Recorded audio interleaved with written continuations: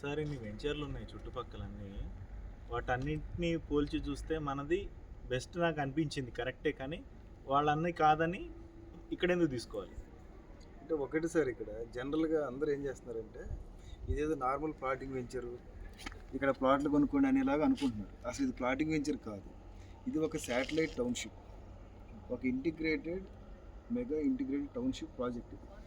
ఎందుకు అంటే జనరల్గా ప్లాటింగ్ వెంచర్స్లో మీకు ఓన్లీ రోడ్లు ఉంటాయి, పార్క్ ఉంటుంది.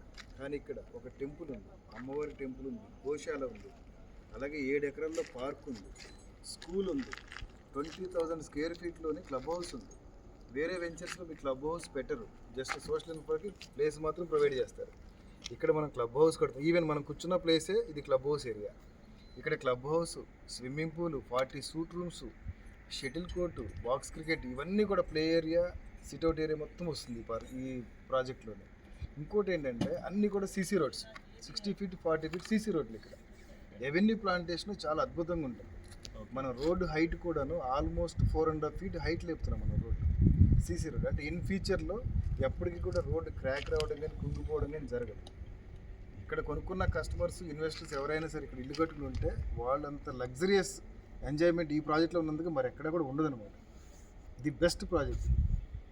అర్థమైంది సార్.